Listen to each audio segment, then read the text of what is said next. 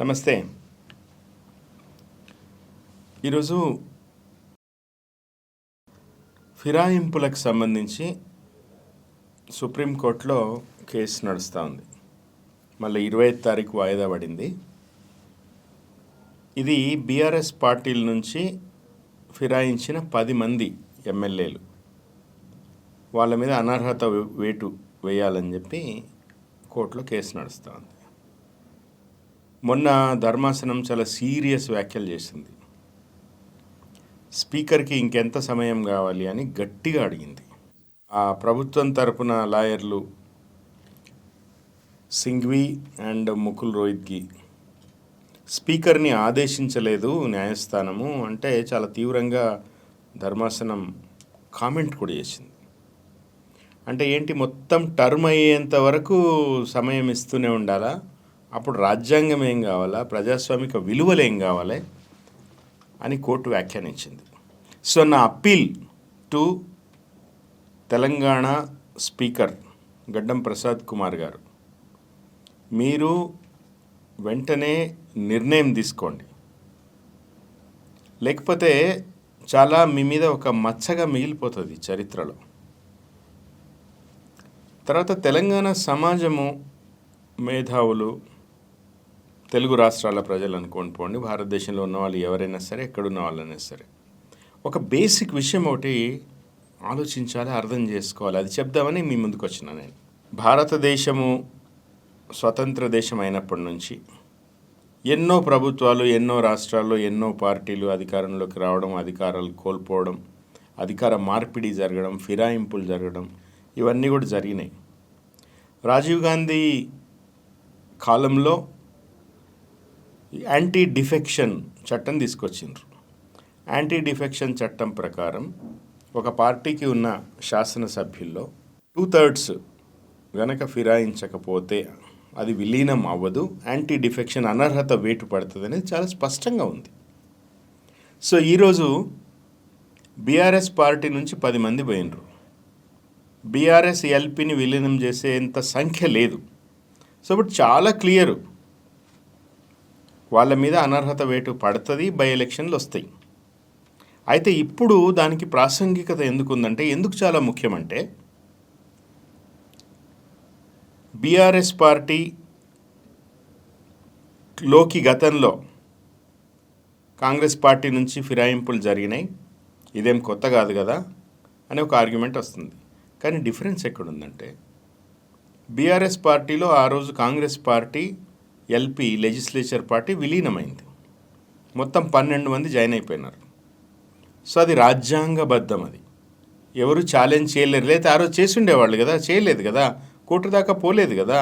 So కాబట్టి where is the comparison? అసలు చర్చ ఎక్కడుంది దానికి దీనికి? నైతికత అంటారా? ఫిరాయింపులకు సంబంధించి అసలు మొట్టమొదటగా తెలంగాణ రాష్ట్రం ఏర్పడిన తర్వాత, అప్పటి తెలంగాణ రాష్ట్ర సమితి అధికారంలోకి వచ్చిన తర్వాత తొట్టతొలి ప్రభుత్వంలోనే ఎన్నో కష్టాలు పెట్టిండ్రు సమైక్య పాలకులు, వాళ్ళకు వత్తాసు పలికే మీడియా. ఎంతగా అంటే తెలంగాణ శాసనసభ్యులు అసలు వాళ్ళకు ల్యాప్టాప్లు అంటే ఏందో తెలియదు, వాళ్ళు మడిసి ఏడబెట్టుకోవాలో తెలియదు లాంటి కామెంట్స్ చేసిన TV9, ABN, ఆంధ్రజ్యోతి లాంటి ఛానల్స్ బ్యాన్కి గురైనాయి. ఆ బ్యాన్ కేసీఆర్ చేయాల, ఆ బ్యాను ఆపరేటర్స్ చేశారు. ఎందుకంటే వాళ్ళకి ఒళ్ళు మండింది. ఉద్యమం నుంచి వచ్చిన వాళ్ళు, అట్టడుగు బీసీలు, ఎస్సీలు నాయకులుగా అయిన వాళ్ళు, వాళ్ళని అసెంబ్లీలో ప్రమాణ స్వీకారం జరగడానికి రాదు, వాళ్ళకి తెలుగు సరిగ్గా రాదు, వాళ్ళకి ల్యాప్టాప్లు అర్థం కావని ఇష్టం వచ్చిన కామెంటరీ చేసిండ్రు, బ్యాన్ అయినరు. ఆ తర్వాత అప్పటి కేసీఆర్ ప్రభుత్వాన్ని పడగొట్టాలని చూసిండ్రు, ఎమ్మెల్యేలను కొనే కార్యక్రమం మొదలుపెట్టిండ్రు. అట్లనే కదా స్టీవెన్సన్ని కొనబోయి రేవంత్ రెడ్డి 50 లక్షల రూపాయలు ఇస్తూ టీవీలకు దొరికిపోయింది. ఇప్పుడు ఈరోజు ఆయన ముఖ్యమంత్రి. సో అట్లా తెలంగాణ ప్రజలు ఎన్నుకున్న, నేను వాస్తవం చెప్తున్నా, ఆ రోజుకి నేను టీఆర్ఎస్ పార్టీలో కూడా లేను, మేము బయట ఉన్నాం, టీఆర్ఎస్ మీద కొట్లాడుతున్నాం. అప్పుడు ఓ ప్రజా తెలంగాణ పేరుతోనో లేకపోతే ఒక తెలంగాణ జనసమితిలోనో, అంతకుముందు తెలుగుదేశం పార్టీలో ఉన్నాం. అయినా కూడా ఆ ప్రభుత్వం కూల్చివేత ఏదైతే పన్నాగం ఉందో కరెక్ట్ కాదని చాలా గట్టిగా ఆ రోజే మాట్లాడినాం. తెలుగుదేశం పార్టీలో ఉండి మాట్లాడినాం. అనంతరం బయటికి రావడం జరిగింది. సో బేసికలీ తెలంగాణ ప్రజలు రాష్ట్రం తెచ్చుకున్న తర్వాత వాళ్ళ తెలంగాణ ప్రభుత్వాన్ని ఫస్ట్ ప్రభుత్వాన్ని కూల్చడం అనేది మొదలుపెట్టిన తర్వాత కేసీఆర్ గారు కాదు, నేనైనా మీరైనా ఎవరైనా సరే మీ ప్రభుత్వాన్ని, మీ పార్టీని, మీ రాష్ట్రాన్ని కాపాడుకుంటారు కదా. కాపాడుకోవడానికి ఎత్తులపై ఎత్తులు వేస్తారు. ఆ వేసే క్రమంలో మొత్తము Congress party legislature party, Telugu Desam legislature party విలీనమైన తర్వాత ఇంకా చర్చ ఎక్కడున్నది? పోనీ ఈరోజు ఎందుకు బీఆర్ఎస్ లెజిస్లేచర్ పార్టీ కాంగ్రెస్ పార్టీలో విలీనం అవ్వడం లేదు? ఎందుకు ఆ సరిపడే ఎమ్మెల్యేలు అందరూ బీఆర్ఎస్లోంచి కాంగ్రెస్లోకి రావడం లేదు? ఇప్పుడు ఇంకా 16 మంది బీఆర్ఎస్ ఎమ్మెల్యేలు ఫిరాయిస్తే ఈ 10 మంది మీద యాంటీ డిఫెక్షన్ పడి ఉండేది కాదు. కొత్తగా ఒక్కరు కూడా బీఆర్ఎస్ నుంచి కాంగ్రెస్కి వచ్చే పరిస్థితి లేదు. అసలు బీఆర్ఎస్ నుంచి పోయిన 10 మందే అక్కడ సంతోషంగా లేము, ఎందుకు వచ్చినాంరా భగవంతుడా అని మళ్ళీ వెనక్కి రావడానికి ప్రయత్నాలు చేస్తున్నారు. వాళ్ళు రకరకాల అసంతృప్తిని వెలిగిపుతూ ఉన్నారు. సో ఫిరాయింపులు తప్పు రేట్ అనే మాట పక్కన పెట్టేసి అసలు ఎందుకు ఈరోజు కాంగ్రెస్ పార్టీలోకి కొత్తగా ఎమ్మెల్యేలు రావడానికి ఇష్టపడడం లేదు? ఎందుకు అంటే ఈరోజు కాంగ్రెస్ పార్టీ అన్ని రకాలుగా ఫెయిల్ అయిపోయింది. కాంగ్రెస్ పార్టీ ప్రభ తగ్గిపోతూ ఉన్నది రోజు రోజుకు. కాంగ్రెస్ పార్టీ ముఖ్యమంత్రియే ఈ ఎమ్మెల్సీ మేము గెలవకపోయినా ఏమి నష్టం లేదు అన్నాడు. మొన్న ఎమ్మెల్సీ పట్టభద్రుల ఎమ్మెల్సీ ఓడిపోయినాడు. ఈరోజు కాంగ్రెస్ పార్టీ ఇన్ఛార్జి, కొత్త ఇన్ఛార్జి మీనాక్షి నటరాజన్ గారు ఆమె ప్రక్షాళన కార్యక్రమం ఏదో మొదలు పెట్టిండ్రంట. ఏం జరుగుతుందో తెలియదు. ఇప్పుడు తీన్మార్ మల్లన్న లాంటి వాళ్ళు రేవంత్ రెడ్డి మీద తీవ్రమైన ఆరోపణలు చేస్తూ ఉన్నారు.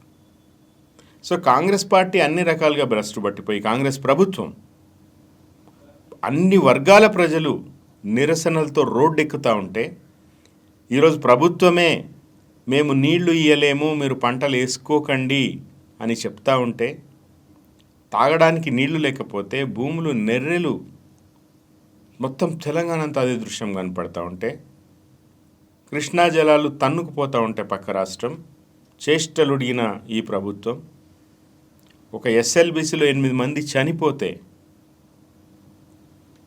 వాళ్ళని పట్టించుకునే తీరిక లేని ముఖ్యమంత్రి, కేసీఆర్ పాలనే బాగుండే, రైతు బంధు సమయానికి వస్తుండే అని అసెంబ్లీలోనూ బయట చెప్తున్న కాంగ్రెస్ ఎమ్మెల్యేలు, అవును మేము అనుకున్నంత చేయలేకపోయాము, చేసే పరిస్థితి లేదు, ప్రజల్లో నిరసన వస్తుందనే కాంగ్రెస్ మంత్రులు, మీ ప్రభుత్వం ఇన్ని రకాలుగా భ్రష్టు పుట్టిపోయింది కాబట్టి మీకు ఎవరు ఇప్పుడు కొత్తగా జాయిన్ కావడానికి రావడం లేదు. కేసీఆర్ దగ్గర ఎందుకు జాయిన్ అయినారు? ఆ రోజు ప్రతి నియోజకవర్గానికి సంబంధించి కూడా డెవలప్మెంట్ నిధులు కావచ్చు, అడిగినన్ని సీఎం రిలీఫ్ ఫండ్లు కావచ్చు, లేకపోతే మిషన్ భగీరథ, మిషన్ కాకతీయ ద్వారా రకరకాల ప్రభుత్వ పథకాల ద్వారా ప్రజలకు అభివృద్ధి సంక్షేమము ఖచ్చితంగా 10 సంవత్సరాలలో దక్కింది. ఫిరాయించిన ఎమ్మెల్యేలు కూడా తమ నియోజకవర్గంలో హాయిగా పనులు చేసుకుంటూ నియోజకవర్గాలు అభివృద్ధి చేసుకున్నారు. సో పర్సే ఫిరాయింపులు అనేది తప్పు కాదు, వీటిని మంచి ఫిరాయింపులు అంటున్నా నేను. మహాభారతంలో కర్ణుణ్ణి దుర్యోధనుడి దగ్గర నుంచి ఫిరాయించమని శ్రీకృష్ణుడు అడుగుతాడు, కుంతీదేవి అడుగుతుంది. ఎందుకు అడుగుతారు అంటే కృష్ణుడు కుంతి చెడ్డవాళ్ళనే కాదు కదా, ఇక్కడ ఉంటే ధర్మం ఉంది కాబట్టి నువ్వు ఇక్కడికి రా అని కర్ణుని అడుగుతారు.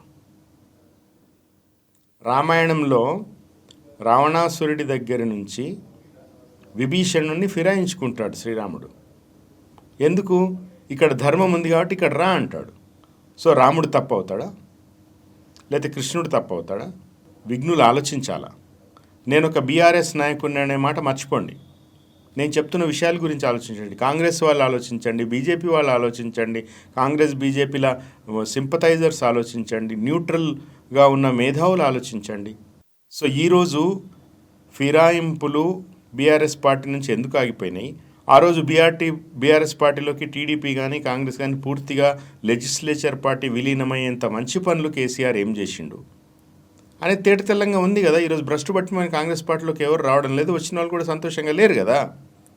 సో ఈ అన్నిటినీ ఒకేలాగా చూడవద్దు. సమాజం దీన్ని గమనించాలా. 2, ఇప్పుడు ఎమ్మెల్యే కోట ఎమ్మెల్సీ ఎలక్షన్ రాబోతున్నాయి. ఈ 10 మంది ఎమ్మెల్యేలు ఎవరికి ఓటేస్తారు? వాళ్ళు ఈరోజు నానా తంటాలు పడుతున్నారు. మేము కాంగ్రెస్ వాళ్ళం కాదు, మేము బీఆర్ఎస్ పార్టీ వాళ్ళమే అని చెప్పుకుంటూ వాళ్ళు నానా తంటాలు పడుతున్నారు. అరకిపొడి గాంధీ గారు పిఎస్సి చైర్మన్ తీసుకున్నాడు.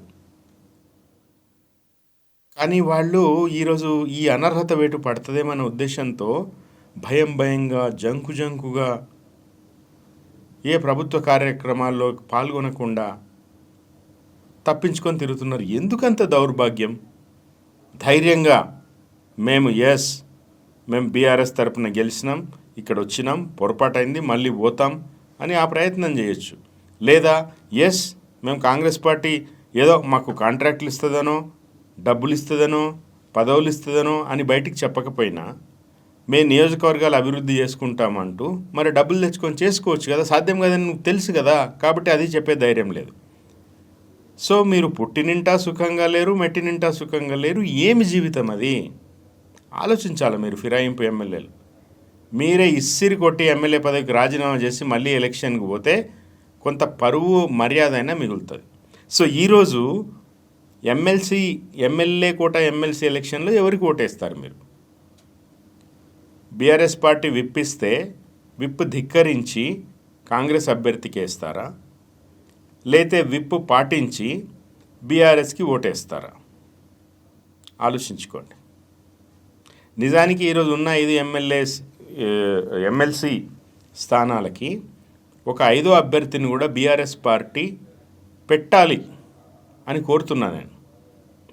ఎందుకు అంటే 1 బీఆర్ఎస్కి వస్తుంది, 3 కాంగ్రెస్ పార్టీకి వస్తుంది. సరే వాళ్ళలో ఆ 3 ఎవరికి ఇస్తారు, 1 సిపిఐకి ఇస్తారా, మజ్లిస్కి ఇస్తారా అనేది వాళ్ళ విషయం. బీఆర్ఎస్ పార్టీ ఖచ్చితంగా 4వ ఎమ్మెల్సీ వస్తుంది. 5వ ఎమ్మెల్సీ కూడా ఇప్పుడు పార్టీ మారిన వాళ్ళు ఆ 10 మంది అంతరాత్మ ప్రబోధము, ఎవరైతే బాగుంటుంది, ఏ పార్టీ బాగా చేసింది అని, అది సీక్రెట్ ఓటింగ్ కాబట్టి. అట్లాగే బీజేపీ వాళ్ళు పాల్గొంటారో లేదో తెలీదు. మజ్లిస్ వాళ్ళు మరి కాంగ్రెస్ పార్టీ మజ్లిస్కి ఇవ్వకపోయి సిపిఐకి ఇచ్చి తను 3లో పోటీ చేస్తే మరి మజ్లిస్ ఊరుకుంటుందా, మద్దతు ఇస్తుందా? ఇవన్నీ ఉన్నాయి. అండ్ నిజంగా ఒరిజినల్గా ఇప్పుడు ఎవరైతే కాంగ్రెస్ పార్టీలో ఉన్నారో 68 మంది ఎమ్మెల్యేలు, ఆ 68 మంది ఎమ్మెల్యేలకు కూడా నేను అప్పీల్ చేస్తున్నా. ఒక తెలంగాణ వాసిగా, నా రాష్ట్రం బాగుండాలని కోరుకునేవాడిగా నేను అప్పీల్ చేస్తా ఉన్నా. మీరు సంతోషంగా లేరు కదా, కాంగ్రెస్ లో ఉన్న ఎమ్మెల్యేలు కూడా సంతోషంగా ఏం లేరు కదా. నియోజకవర్గాల్లో మీ ప్రజలు మిమ్మల్ని నిలదీస్తున్నారు కదా, మిమ్మల్ని అడుగుతున్నారు కదా, మాకు రైతు బంధు ఎందుకు రాలేదు, రుణమాఫీ ఎందుకు రాలేదు, మమ్మల్ని ఎందుకు ఇన్ని కష్టాలు పెడుతున్నారు, లగచర్లలో మా భూములు ఎందుకు దోసుకుంటున్నారు అని అడుగుతున్నారు కదా. మీరు మీ పార్టీ ప్రజలకు ఎంత ద్రోహం చేస్తున్నదో గమనించి మీ పార్టీని సంస్కరించుకోవడంలో భాగంగా పార్టీకి 4వ సీటు దక్కకుండా రహస్య ఓటింగ్లో మీరు పాల్గొని బీఆర్ఎస్ పార్టీ 5వ అభ్యర్థిని పెడితే గెలిపించాలని. అది తెలంగాణకు మంచిది, మీకు కూడా మంచిది. మీ పార్టీ కూడా జర ఒళ్ళు దగ్గర పెట్టుకుని, రేవంత్ రెడ్డి ఒళ్ళు దగ్గర పెట్టుకుని ఉంటాడు. ఏమో రేపు డిసెంబర్లో సీఎంని మారుస్తారు, అందుకనే మీనాక్షి నటరాజన్కి టాస్క్ ఇచ్చిందని అంటున్నారు కదా. సో ఒళ్ళు దగ్గర ఒక సబక్ అంటారు కదా, సబక్ సిఖానా హై అంటారు కదా. సో ఈరోజు అందరూ కలిసి కాంగ్రెస్ పార్టీకి బుద్ధి చెప్పాల్సిన అవసరం ఉన్నది. రాజ్యాంగ విఘాతం చేసిన పార్టీ. రాహుల్ గాంధీ రాజ్యాంగం చేతిలో పట్టుకుని దేశమంతా తిరుగుతూ ఉంటే ఇక్కడ రాజ్యాంగానికి ఎక్కడికక్కడ సూట్లు పడుస్తూ ప్రజల జీవితాన్ని ఛిద్రం చేస్తున్న పార్టీకి బుద్ధి చెప్పాల్సిన సందర్భం. ఒకవైపు సుప్రీంకోర్టులో కేసు నడుస్తూ ఉన్నది అనర్థకు సంబంధించి, అండ్ ప్రజాకోర్టులో తీర్పు రాబోతున్నది ఎమ్మెల్యే కోట ఎమ్మెల్సీ ఎన్నికల రూపంలో. కాబట్టి మీరు కాంగ్రెస్లో ఉన్న వాళ్ళకి అపీల్, మీ 3 మీరు గెలిపించుకోండి.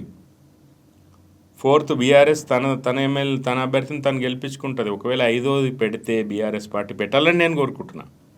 ఒక బీఆర్ఎస్ నాయకుడే కాదు, తెలంగాణలో ఆ మార్పు జరగాలి. ఇప్పుడు ఖచ్చితంగా ఆ 5వ అభ్యర్థికి ఓటు వేయాలని, ఫిరాయింపు ఎమ్మెల్యేలని కాంగ్రెస్లో ఉన్న వాళ్ళని కోరుతున్నా. ఇది మీకు కొంత పాప ప్రక్షాళన చేసుకునే అవకాశం అని కూడా నేను చెప్తూ, తెలంగాణ సమాజం కూడా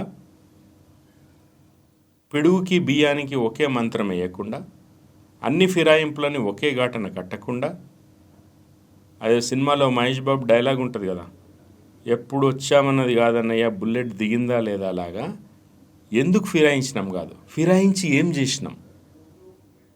ఆ రోజు కేసీఆర్ పార్టీలోకి ఫిరాయిస్తే గవర్నమెంట్లో ఉండగా ప్రజల కోసము నియోజకవర్గం కోసం ఎంత పని చేసుకోగలిగినాం. ఈరోజు ఫిరాయించి ఏం నష్టపోతున్నాం.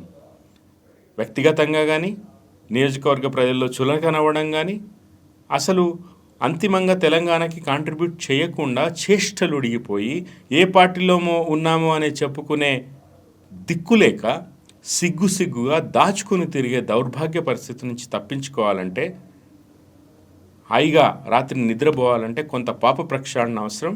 ఈ ఎమ్మెల్యే కోట ఎమ్మెల్సీ ఎన్నికలు, సుప్రీంకోర్టులో ఉన్న కేసు మీకు అవకాశం ఇస్తున్నది అనేది అప్పీల్ చేస్తూ, తెలంగాణ సమాజానికి కూడా ఈ జాగరూకులై ఉండడంలో భాగంగా విషయాల్ని లోతుగా ఆలోచించాలి. రొడ్డకొట్టుడు, రెటరిక్కు, గుండుగుత్త విమర్శలు మానేసి కొంత ప్రజా సంక్షేమం దృష్టిగా, రాజకీయ పార్టీలు, ప్రభుత్వాలు ఉంటేనే ప్రజలు, సంక్షేమం. ఆ ప్రభుత్వాలు సంక్షేమం చేయకపోతే, ఇచ్చిన గ్యారంటీలు నెరవేర్చకపోతే వాళ్ళకి శిక్ష పడాలి. ఆ శిక్ష ఇట్లయితేనే వాళ్ళకి తెలుస్తుంది. లాతోంకే భూత్ బాతోన్సే నహీ సున్తి అనే ఒక సామెత ఉంటుంది. సో ఇట్లాంటి ఒక దెబ్బ పడాలి ఈరోజు కాంగ్రెస్ పార్టీ ప్రభుత్వానికి అని మీకు అందరికి కూడా విజ్ఞప్తి చేస్తూ ముగిస్తాను. జై తెలంగాణ.